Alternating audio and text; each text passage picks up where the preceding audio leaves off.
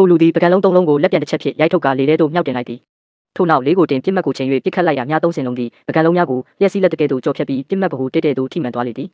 ပို၍အံ့ဩစရာကောင်းသည်မှာသူသည်လေထဲမှပကံလုံးသုံးလုံးကိုလည်းအတိအကျပြန်လည်ဖမ်းယူနိုင်ခဲ့ခြင်းပင်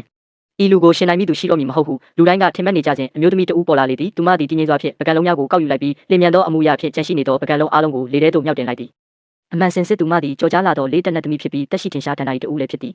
သူမသည်လေးတက်ပညာကိုအပတ်တကုတ်လေ့ကျင့်လိုက်စားခြင်းဖြင့်လောက၏စနစ်တကျရှိမှုကိုထိမ့်သိမ်းဆောက်ရှောက်သူဖြစ်သည်သူမသည်မြင့်မြတ်သောအစဉ်တန်းရှိတော်လဲအိမ်သို့ပြန်ရောက်သောအခါတွင်မူအားနွယ်သောအမျိုးသမီးတဦးအဖြစ်ဟန်ဆောင်နေထိုင်ရသည်အကြောင်းမှာသူမ၏မိသားစုတွင်အမျိုးသားများသာလေးတက်ကိုတင်ယူခွင့်ရှိပြီးအမျိုးသမီးများသည်အရွယ်ရောက်လျင်အတင်းအဓမ္မလက်ထပ်ခိုင်းခြင်းခံရမည့်ကိရိယာများသာဖြစ်သောကြောင့်ဖြစ်သည်ကံကောင်းထောက်မှစွာဖြင့်သူမ၏ဖခင်ဖြစ်သူကငယ်စဉ်ကတည်းကသူမကိုလေးတက်ကိုတိတ်တဆိတ်တင်ကြားပေးခဲ့ပြီးလှုပ်ဝက်နီးပြူဟာများကိုပါလက်ဆင့်ကမ်းပေးခဲ့သည့်တနေ့တွင်သူမသည်ရာစုနှစ်ပေါင်းများစွာမြည်သူများမဖြေရှင်းနိုင်ခဲ့သည့်ခက်ခဲသောပု္ပ္ပာတစ်ခုကိုအိမ်ရှိဝင်အတွင်း၌တွေ့ရှိသွားကစမ်းသပ်ဖြေရှင်းရန်ဆုံးဖြတ်လိုက်သည်သူမ၏နုနယ်ပျော့ပြောင်းသောလှုပ်ရှားမှုများပြီးတွင်အဖိုးအိုတဦးသည်သူ့အချစ်ဆုံးမြင်းနှစ်ယောက်နှင့်အတူရောက်ရှိလာသည်ပု္ပ္ပာကိုဖြေရှင်းပြီးသားဖြစ်နေသည်ကိုမြင်သောအခါဒဏ္ဍာရီလာလေးတက်နက်သမီးများမိမိတို့အိမ်သို့ကြွရောက်လာသည်ဟုထင်မှတ်ကအံ့အားသင့်သွားကြသည်အဖိုးအိုသည်ထိုသူကိုချက်ချင်းရှာဖွေရန်အမိန့်ပေးလိုက်သည်သို့သောအမျိုးသမီးငယ်သည်ဆက်လက်ပုံကွယ်မနေတော့ဘဲထိုပု္ပ္ပာကိုဖြေရှင်းခဲ့သူမှာမိမိပင်ဖြစ်ကြောင်းဝန်ခံလိုက်သည်သို့သောမြည်သူများမယုံကြည်ကြသည့်အပြင်အဖိုးအိုကသူမကိုအတင်းအဓမ္မလက်ထပ်ပေးရန်ပင်ကြိုးစားလာသည်မမနာရှိပြီးမြင့်မြတ်သောထိုမျိုးသမီးသည်အဆက်ခွဲခံရမှုကိုလက်မခံဘဲသူမ၏အရေးချင်းကိုတက်တည်ပြရန်အတွက်လေးတက်ပြိုင်ပွဲရှင်ပြရန်တောင်းဆိုလိုက်သည်အဖိုးအိုကလည်းသဘောတူကပြိုင်ပွဲကိုချက်ချင်းစီစဉ်လိုက်ပြီးပထမဆန်းသက်ချက်မှာပြစ်မှတ်ဗဟိုကိုထိမှန်ရမည့်အပြင်နောက်ွယ်ရှိဖျောင်းတိုင်ကိုပါငိမ့်တက်ရမည်ဖြစ်သည်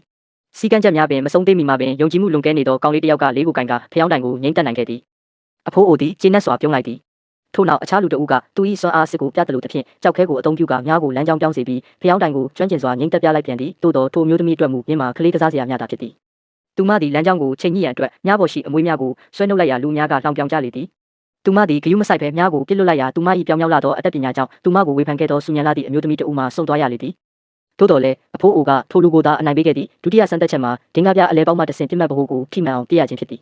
ကောင်လေးမှာဥအောင်စူးစမ်းခဲ့တော်လဲဒင်္ဂါပြကိုထိမှန်ကကွဲသွားသဖြင့်ပြိုင်ပွဲမှချက်ချင်းထွက်ခဲ့ရသည်ထိုလူကကောင်လေးကိုစူပူလိုက်ပြီးနောက်အမျိုးသမီးဘက်သို့လှည့်ကမင်းသားရှုံးရင်အိမ်ကိုဘယ်တော့မှပြန်မလာနဲ့ဟုချင်းချောက်ပြောဆိုလိုက်သည်ထို့နောက်သူသည်ဓာတ်တစင်းကိုစပွဲပေါ်သို့ပြစ်တင်ကဒင်္ဂါပြအလဲမှဖောက်ထွက်ပြီးပြစ်မှတ်ကိုထိမှန်စေသောပြိုင်ပွဲကင်းသည့်ပြစ်ချက်တစ်ခုကိုပြသလိုက်သည်သူသည်အလွန်ပင်ဂုဏ်ယူဝင့်ကြွားနေစဉ်အမျိုးသမီးကပြိုင်ပွဲစဉ်မြင့်ပေါ်သို့တက်လာသည်သူမသည်ဒင်္ဂါပြအလုံးကိုပကံလုံးထဲသို့ထည့်လိုက်ပြီးပကံလုံးနှင့်ဒင်္ဂါပြများကိုလေထဲသို့မြောက်တင်လိုက်သည်အချိန်ကိုက်ပင်သူမသည်လျှက်စီးကဲ့သို့လျင်မြန်တိကျသောပြစ်ချက်ဖြင့်ပစ်ခတ်လိုက်ပါတော့သည်